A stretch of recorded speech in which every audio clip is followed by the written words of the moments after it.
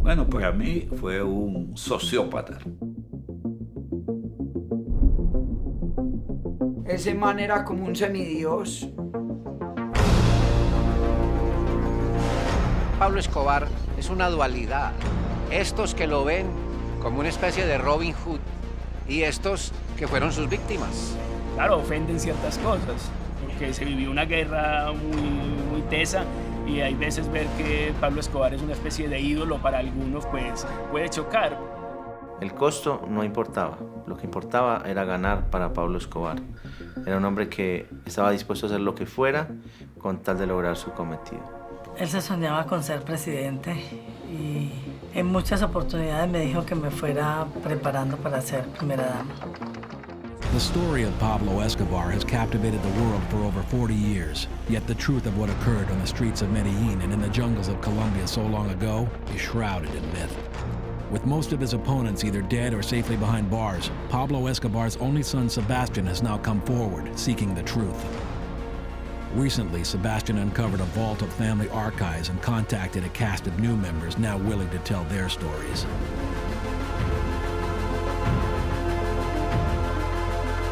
Prepare yourself for exclusive access into the past of Colombia's underworld. This is Escobar Exposed.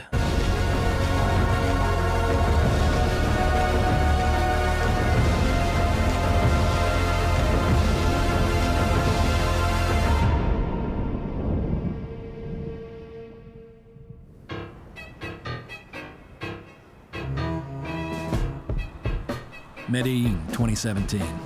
Population 2.5 million.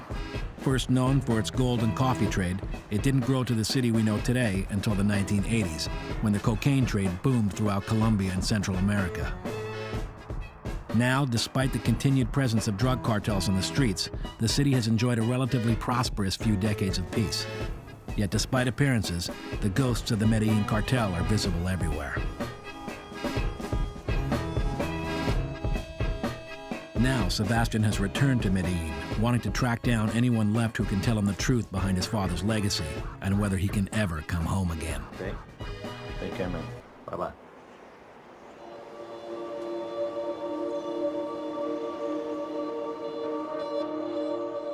Victoria Eugenia Henao Vallejo, known to her family and friends as Tata, became Pablo Escobar's wife at the age of 15. This is the first time she's appeared on camera to discuss her life with him. ¿Qué trajiste, mamá? Mira, hijo, traje acá unos recuerdos que encontré que hacía 25 años. Este es en el cumpleaños de tu Juana, hermanita. ¿no? Sí. ¿Qué cumpleaños era este? ¿El número qué? ¿Número 4 o 5? 5.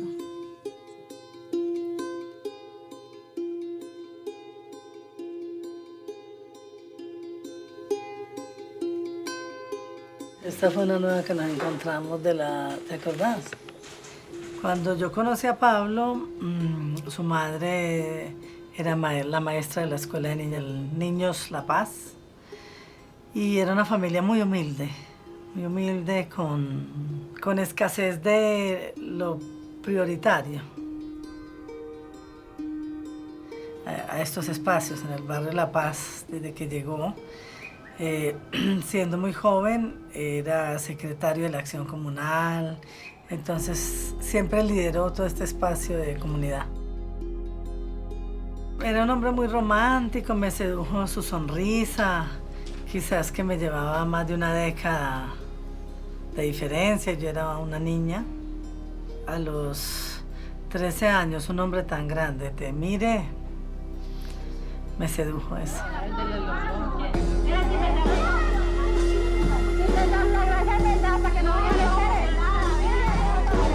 Ahí está perfecto, vean. Enfoque sin moverle nada ahí, hermano. Enfoque sin moverle.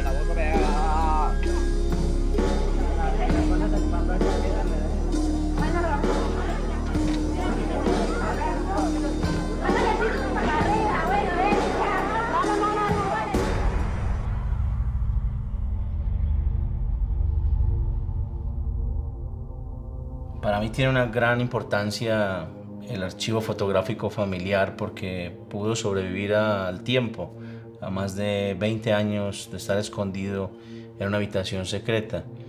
Durante muchos momentos, la policía o los enemigos de mi padre, cada que tenían acceso a las fotografías de los familiares o amigos, después todas esas personas aparecían asesinadas. Nosotros habíamos pedido la destrucción total del archivo y esto nunca sucedió, nadie nos hizo caso. Así que este archivo es testimonio de la supervivencia de muchas de estas personas que aparecemos en esas fotos. También muestra una triste realidad y es que cada que abres un álbum de estos, la mayoría ya están muertos, de hecho. Pablo Escobar's rise to head of the Medellin cartel in the 1980s was fast. In the early days, many small kingpins fought for control of the city's drug trade, yet it was Pablo's ability to work political figures and innovate his trade routes through clever techniques that made him the king of Colombia's underworld in a matter of years.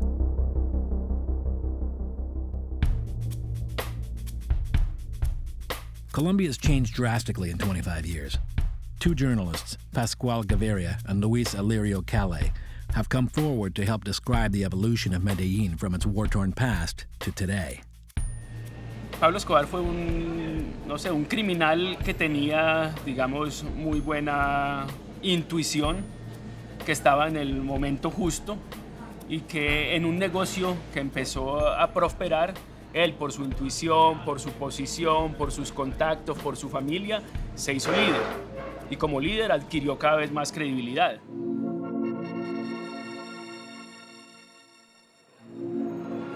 Antes del narcotráfico, Medellín era una ciudad relativamente tranquila.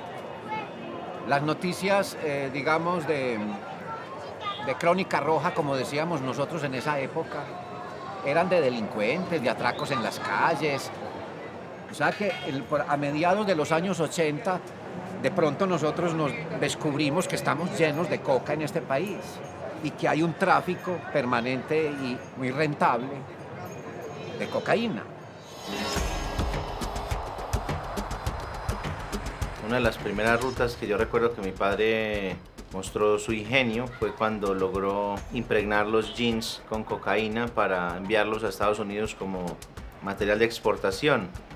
Durante mucho tiempo ingresó cocaína y los jeans llegaban a Estados Unidos y los lavaban en las bañeras y les extraían la cocaína. La DEA, por supuesto, se dio cuenta de esto mucho tiempo después y mi padre dijo que iba a continuar con la ruta, entonces le decían que estaba loco. Lo que pasó fue que terminaron impregnando las cajas de los jeans con cocaína y la DEA no prestaba atención a las cajas y las tiraba a la basura y eran las que justamente llevaban la cocaína. Y efectivamente lo que él predecía, tenía esa capacidad de mirar adelante, de saber cómo moviendo determinadas fichas la gente se comportaría de una manera. Desde principios de los 80 el narcotráfico comenzó a ser una ola que sonaba, un eco que sonaba permanentemente y ya a finales de los 80 no era un eco sino que era una realidad, un grito se oía permanentemente y ya era el asunto de violencia, había una guerra urbana en la ciudad. Fue todo lo violento que se vio.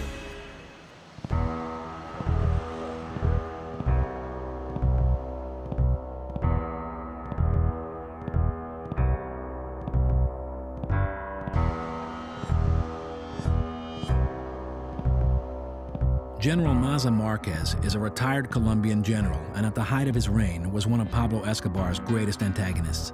Today, he sits in a minimum security prison, convicted of aiding in the murder of politician Luis Carlos Galán in 1989. Pablo Escobar es un criminal nato. La sociedad colombiana estaba muy atemorizada por lo que estaba sucediendo, porque entre otras cosas no estábamos preparados para poder nosotros enfrentarnos a un monstruo tan grande y con tanto dinero como ese.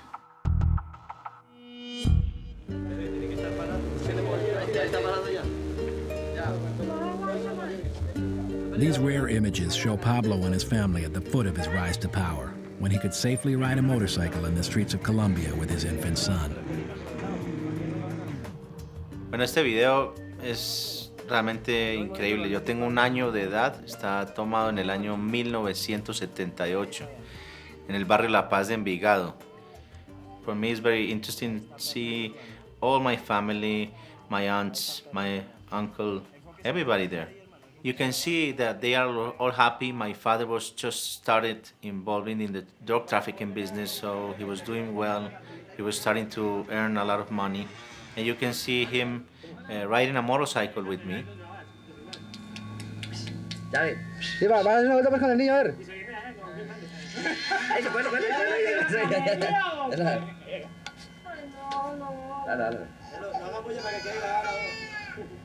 There was a story from this neighborhood. My father told all of his friends when he was 23 years old that if by the age of 30 he doesn't have in his pocket $1 million, he will kill himself. And you can see him now with 29 years old, happy because he already achieved that goal. Mi padre ya había salido de prisión después de que fue detenido con 19 libras de cocaína con sus amigos en la cárcel de Pasto, al sur de Colombia. He didn't know at the time that he was going to be the biggest drug lord in the 20th century. Just a few years later, the Escobar family would have to retreat behind compound walls and into the Colombian jungles for their own safety.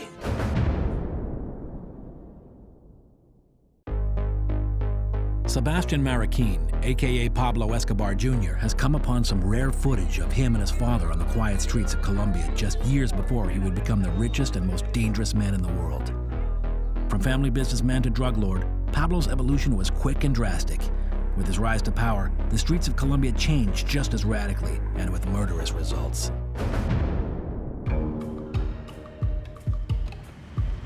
Paro acá adelante, en esta.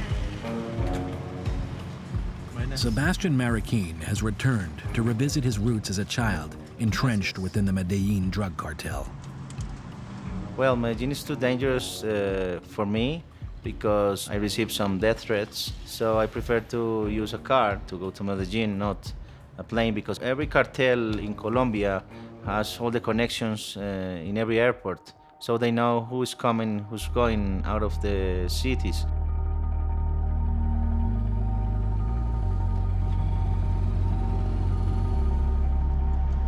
This is the Magdalena Rivers bridge. It's a very important bridge because it connected, the Medellin part from Bogota. The regions surrounding Medellin and Bogota are only separated by a bridge, but the two cities couldn't be more different. Unlike most coastal countries, Colombia's largest cities grew out of jungles, rich farmland, and countryside. The DNA of its people are as traders and farmers, perfectly positioned to help the burgeoning coke trade explode onto the world market. Medellin's location in the country protected it from being attacked by outside forces while it rose to power in those important early years of development. My father used to bring some people with guitars and instruments, so it was a very close relationship with my dad and the river. So they used to come here and stay all night, just dedicating songs to the river and having a party. Because this river is very near the Hacienda Nápoles and where my father had all his power. He used to throw all the bodies here. If this water could speak, it would tell you a lot of stories about dead bodies.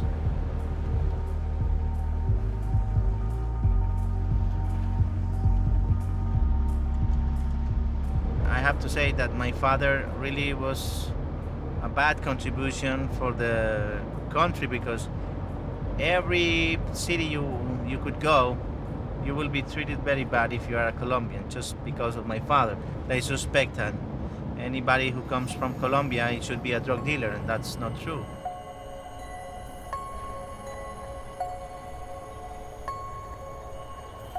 From Bogota to Medellin, Sebastian traveled on to Moravia, a neighborhood on the outskirts of the city that Pablo Escobar converted from a town dump into a healthy village that thrives today. This move changed an entire generation of Colombians' lives for the better. My father built this neighborhood because the dump of Medellin burned down, so he felt the need to give 5,000 families a home. With the rise of the village came numerous admirers, including this young Sicario. Yo tenía 6 añitos y ya escuchaba de Pablo, porque él venía mucho aquí al municipio de Medellín. Llegó Pablo, está en la finca, está en la finca. La gente decía, está en la finca, vamos para la finca, era Pablo, vamos para el estadio, era Pablo. Y era esa emoción, la misma emoción que yo le he visto a los políticos, se lo juro. Ese man era como un semidios, de verdad que era como si fuera un santo. Y entonces, pero ¿por qué idolatran tanto? O sea, yo era un niño que desde niño miraba como detrás de los otros niños. Entonces ver toda esa idolatría, ver esa adrenalina que se generaba, me metía en ella. Pero yo no quería estar en el tumulto, yo quería ir a tocar ahí al santo, venga para acá.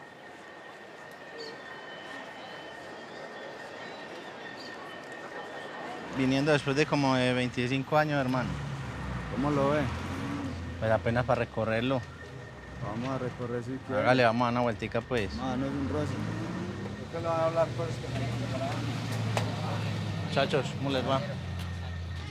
Un claro ejemplo es el de los habitantes del barrio Medellín sin tugurios. Nosotros vivíamos en el basurero municipal. Allá nos entrevistamos con don Pablo porque don Pablo Escobar hizo una cancha en Moravia. Señora, ¿cómo le va? Sí. ¿Usted es hijo de Pablo? Sí. Eso es lo que dicen, sí, señor. Sí, como que se me pareció sí, que como que lo había visto otros días, como parecido. Es que me habían dicho que usted es de las primeras que llegó aquí al barrio. Ah, sí. Cuidado. Entren. Gracias, permiso. Así que entonces, ¿en qué año fue que comenzó todo aquí lo de los lotes y todo eso? Eso fue como para la época de Lara Bonilla, ¿cierto? Sí. En el 84, sí. Por ahí. Sí, en el 84.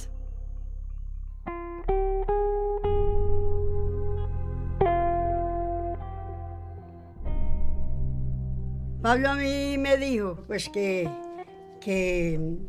cómo me llamaba. Entonces el día que me llamaba Irene Gaviria. Al último me dijo, yo, no hay duda que sos de mi familia.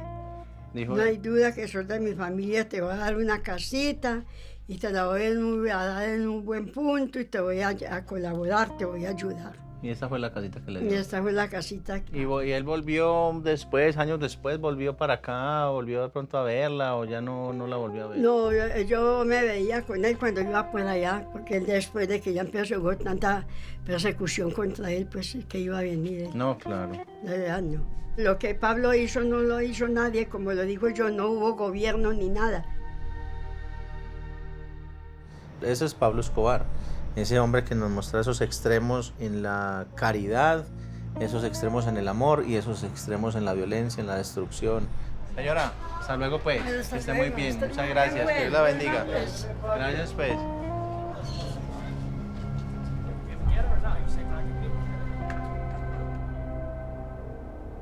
Pablo Escobar, la primera impresión, era un hombre no solamente aceptado, sino que también gozaba de cierta simpatía, porque era político, había fundado su movimiento político que se llamaba Medellín sin tugurios, era una especie de Robin Hood. Él había concedido viviendas en las comunas más pobres de Medellín, estudios para sus hijos, reemplazaba de cualquier manera la ausencia de los padres, que en muchos de esos hogares no existían o en su defecto no cumplían con sus obligaciones como padres. Entonces eso lo suplió Pablo Escobar. Esa es la promesa que es realidad con don Pablo Escobar Gaviria, a quien realmente le pedimos ese aplauso que ya ustedes por iniciativa se lo entregan. Cuando Pablo empezó en la política yo tenía 20 años. Esta foto de la política me llena de muchos recuerdos, de muchos momentos de alegría y de incertidumbre a la vez, porque había muchas cosas detrás de este paso que Pablo estaba dando y me generaba preocupación. No, es que con los niños, eso es mío. Yo veo acá una mujer que vive en un palacio, sola, sin marido, sin con quien compartir la vida y sin con quien poder proyectar la educación de sus hijos. No digamos que me había acomodado el espacio, o sea, era como una visitante desde el amor.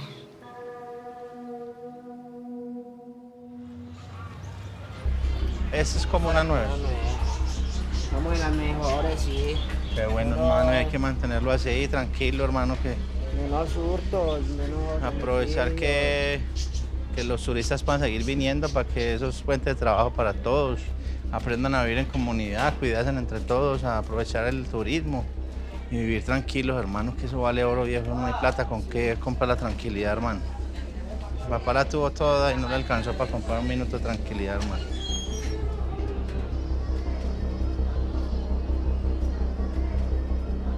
Despite the relative peace in modern Moravia, these streets are still believed to harbor many dangerous members of the Medellin cartel.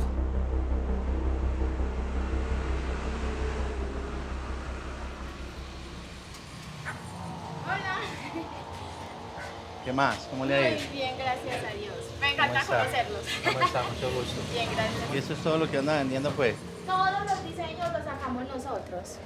La imagen que realmente más se vende, te lo juro, es esta.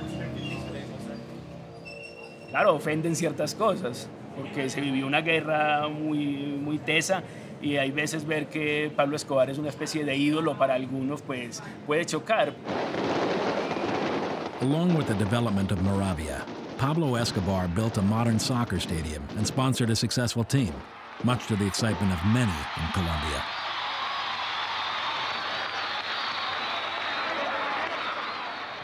Acá se ven multitudes. Pablo está muy feliz por ese desafío que tiene con el deporte y con su contribución a hacer canchas de fútbol en los barrios más marginados para que los chicos puedan estar alejados de las drogas, que era su eslogan de ese momento. Su vida siempre la manejó en esas dualidades. Un saludo muy especial para todos los deportistas y para toda la juventud del barrio Tejelo, y mi sentimiento de gratitud hacia todas las personas que colaboraron en los trabajos materiales para la construcción de esta cancha. Muchas gracias. A ver. ¡Don Pablo! After visiting Moravia, the neighborhood his father Pablo Escobar helped build from the ground up, Sebastian Marroquin travels the countryside of Colombia to Hacienda Nápoles, the former family estate. I have to be in the back and look like a tourist, because if they found out that it's me that I'm going in with a crew and cameras, they will not allow us to get into the hacienda. I assure you that. And also the ticket for the entrance, I won't pay that for my house. This footage from Sebastian Marroquin shows Hacienda Nápoles in its heyday. Hacienda Nápoles, you could say that it was one of my father's biggest properties and biggest dreams, because we have our own zoo, like also a Jurassic Park. Everybody knows where the Hacienda Nápoles is, and today it is one of the most visited places in Colombia. Esta hacienda representa el mayor símbolo de ostentación y de poder que pudo tener Pablo Escobar alguna vez en su vida.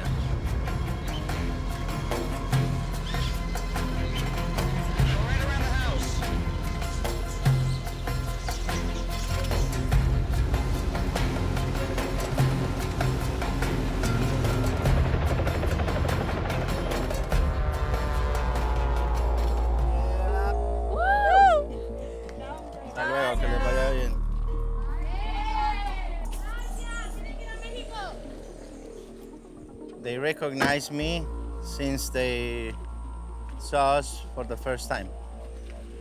In the car? In the car. I think we should go now if you like to have your shot in the airport field. If you stay more, we won't get there.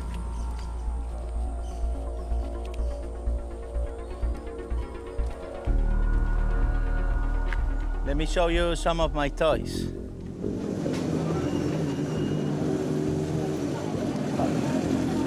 Pablo Escobar had many toys, especially motorcycles. Here we see Sebastian at a racetrack and then with Pablo Sicarios working in their garage. What we have here is a motorcycle that I just built from scratch. Of course, most of the men there, you can see, were Sicarios, and they were helping me with the bike and taking care of me.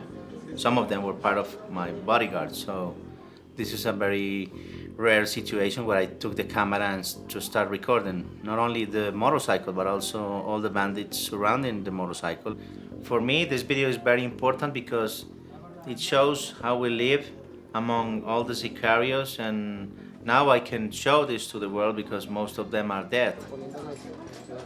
This group of men were the foot soldiers of Pablo Escobar's wars against Colombian political opponents and drug cartels. Each was willing to kill for Pablo for various rewards, from women to money to toys like these bikes. You can see that we are all very relaxed in the video. It's like we have everything in control. Most of the men in the video are one of the most wanted men for the police, so we are very sure that nothing's going to happen. We left our vehicles outside, BMWs, Mercedes-Benz, everything, and I prepared this motorcycle in the Barrio Antioquia. It's one of the most well-known barrios for selling drugs in the Medellin area. So this garage was exactly in the same neighborhood.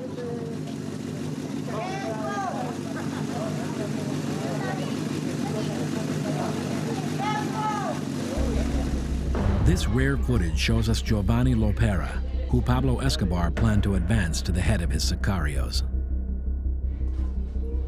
As you can see, there is Giovanni Lopera. At the time, he was the most powerful man in Pablo's organization. He don't want me to record him at all. He's mad. You can see he's mad, but you can see that I don't care because, in a way, I'm the son of the patron, so I know that he couldn't do anything to me. Before he could, Giovanni surrendered himself to the Colombian authorities. He collaborated with Los Pepes to surrender and to deliver some of the criminals that he knew at the time. He thought that he was going to be alive for a long time because he was collaborating with Los Pepes, but they killed him after that. So he didn't last too much after he was released from prison. This motorcycle belonged to my father, an Italian Lambretta, the first motorcycle he owned. This is the wet bike, one of my father's favorite. I will show you one picture of my father driving.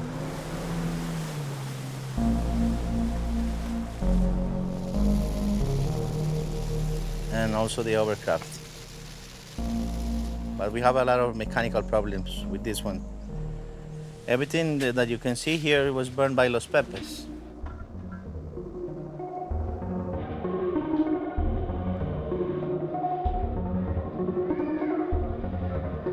Gaviria dijo que no son los civiles los que deben hacer justicia por su propia mano, refiriéndose al llamado Grupo Pepe, quien se responsabilizó de los atentados contra la familia de Escobar.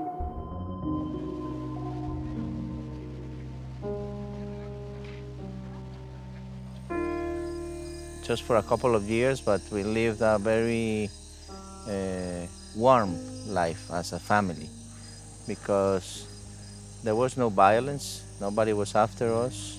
My father was young, very rich, very powerful, but nobody was paying a lot of attention to us. So it seems like for a moment we have just all Hacienda Nápoles and all the money for us. But of course, that didn't last too much. Only 5 minutes if you compare that to a whole life.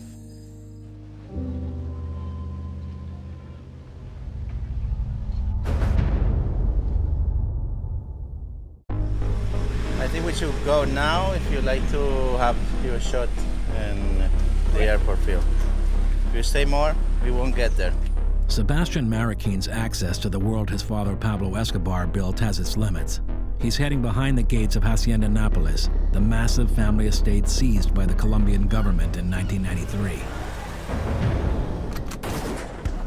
Now visiting Hacienda Nápoles for the first time in many years, Sebastian Marroquin comes to the famous runway where Pablo Escobar's drugs and money would arrive.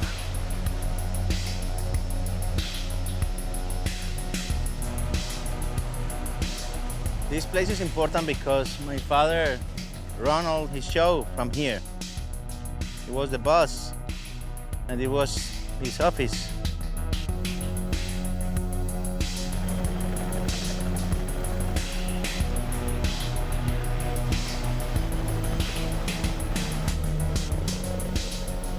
Someday made a question to my dad, how much money do you have? And he answered to me, I just stopped counting money.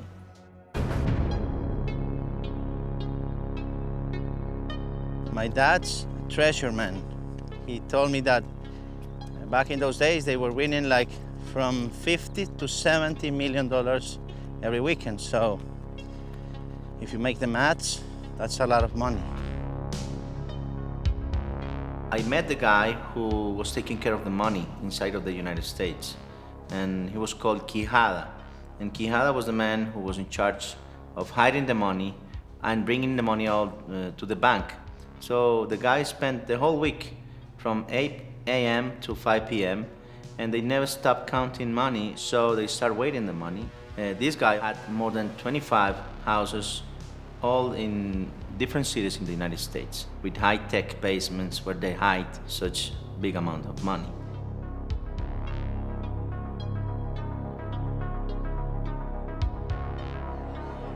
Yo creo que Escobar nunca se vio sin dinero. Tenía tanta que podía pensar en cualquier gasto y eso no le hacía mella. And once my father arrived to the United States in his private plane, he received my father in the Miami airport. And he told my father, look, I'm full of money. You have to help me. I don't have any more room and more money is coming. So what my father did, okay, let's pull this plane. And they put so many dollars inside the plane that my father and the pilot couldn't get out until the money was taken out once they arrived to Medellin. They couldn't even go to the bathroom because they just pushed the door and there were dollars coming out of the door because the plane was absolutely full of dollars. So you can imagine my father, how free he felt at the time that he could fly a plane from Miami's airport to Medellin's airport and nobody would notice that, a plane full of dollars.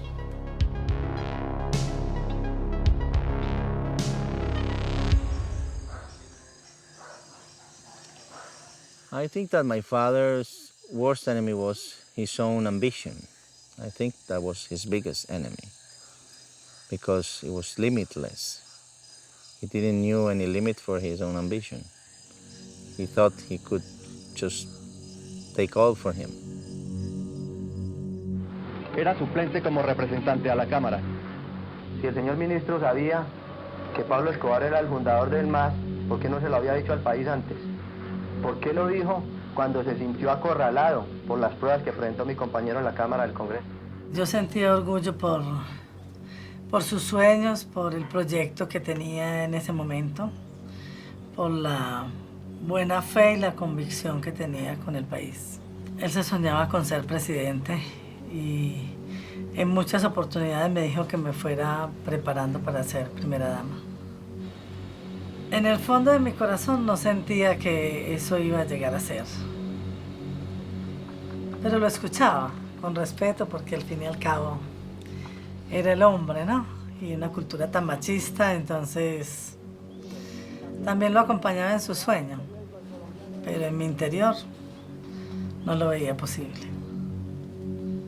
Al principio no estaba tan furioso, o sea, estaba como expectante a ver qué podía pasar en el tiempo, pero cuando el tiempo pasó y no pudo retroceder, o no pudo regresar, diríamos, a este espacio, se empezó a poner furioso.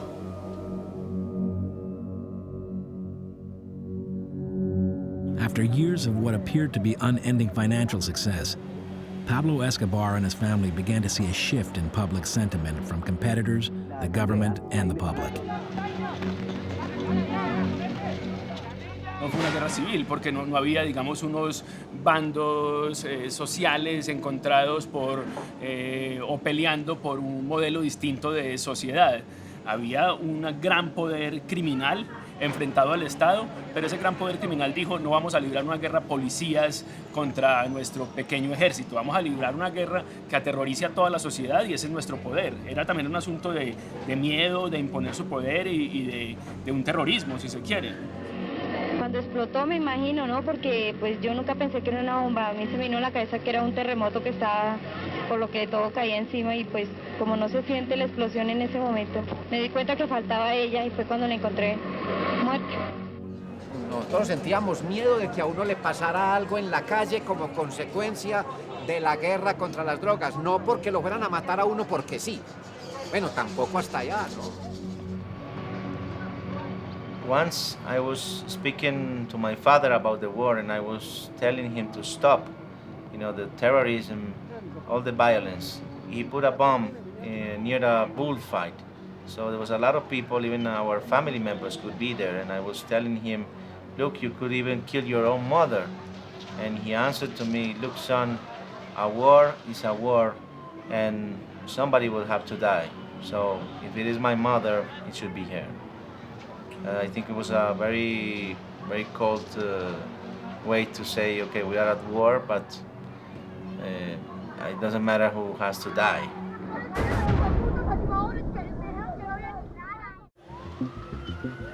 A war is a war, and somebody will have to die. So if it is my mother, it should be her. When he wasn't at his compound in the country or high in secure towers in the center of Medellin, Pablo Escobar was always at risk of being killed. In the outskirts of the city, he had people loyal to him who were willing to protect him wherever he went. Sebastian is now traveling through the neighborhood full of Pablo's previous hideouts. The paramilitary, they should know now that we are here, and we've been only here just for the last 5 minutes. The paramilitary groups, they all have informants in every part of the town. So they probably just saw a 4x4 truck with 4 men inside, cameras. I'm very sure that they are already making calls and telling everybody that somebody strange just came to town.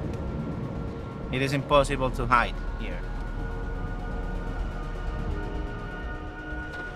So my father used to have here in this small village another informant.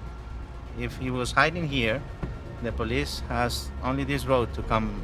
So if anybody just passes by, my father would know. Most of the informants were just kids like this one, so the police can't do any harm to them. They know everybody. They will know if there's someone that is not from the area. If they have a relationship with a narco, they are about to call him and let him know. The authorities knew about the Hacienda Nápoles, so every time they were looking for him, they went there. So my father used to hide here more than inside the Hacienda Nápoles. Now it feels peaceful. At the time, you could smell the fear. Well, the reason why I brought you here is because I wanted you to see the real place where my father used to hide and live, because nearby we could find a lot of stories everywhere, in every corner, in every tree, in every mountain.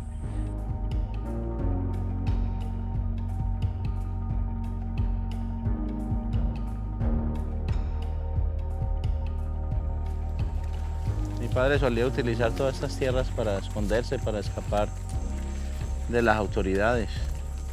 Muy difícil encontrar a alguien acá en el medio de estos potreros, de estas selvas también. Y este era el tipo de caminos que solíamos recorrer.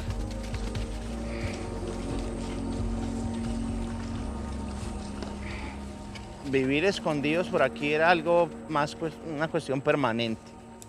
A mí me gustaba, pero la parte de las motos y la parte divertida, ya la parte de esconderse y de correr y de estar a toda hora viendo quién le iba a matar a uno, la verdad que no era muy divertido.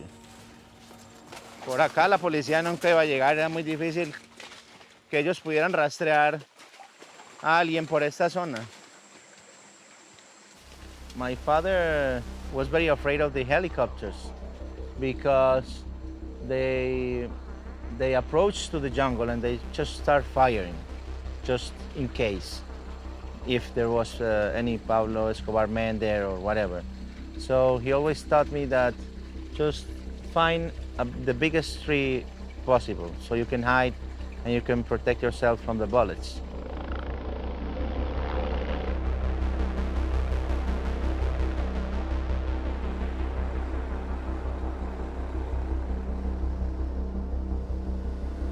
Bueno, este es el lugar donde mi padre ejerció todo su poder en Colombia. Most of the laboratories were hidden in a deep forest, you know, so it's not something that you can find very easily. At this point in his life, Pablo Escobar was always on the run. Los Pepes, the DEA, and the Colombian government burned any property related to the Medellin cartel, leaving smoldering ashes in their wake.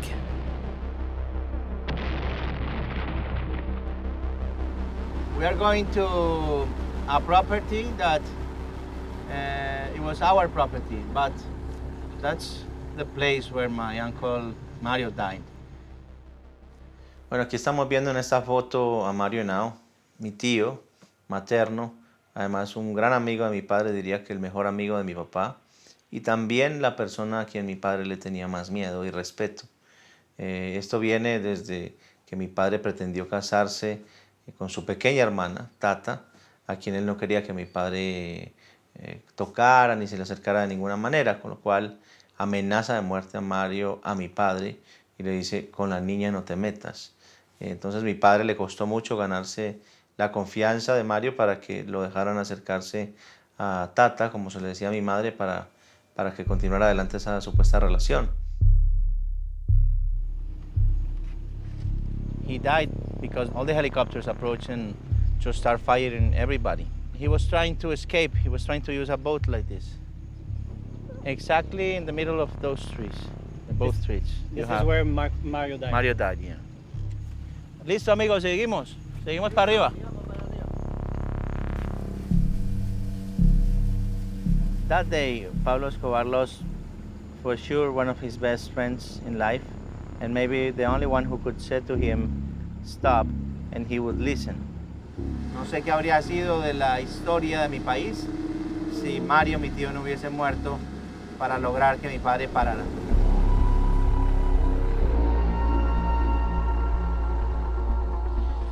Bueno, cuando estábamos en la jungla, mi padre me enseñó cómo teníamos que suicidarnos en caso de que nos capturaran los del ejército, la policía o cualquiera de sus enemigos. And those kind of enemies, I can tell you that you prefer to be dead. They use the machine a special machine to cut the grass. They use the same machine, but for men. And they started with the right hand, so you can see how you were going to die very slowly. He cut you in little pieces. Me enseñó por qué razón el tiro no podía ser en la boca, ni en la sien, ni en la frente, porque la bala podría desviarse, salir por un lado que no le haría a uno ningún daño verdadero. Con lo cual siempre me decía que tenía que ser en el oído derecho el disparo, en caso de que nos viéramos rodeados, y que fue exactamente lo que él hizo cuando se vio rodeado el 2 de diciembre de 1993, el día que murió. Mi padre se suicidó. Murió exactamente de la misma manera como me enseñó a hacerlo.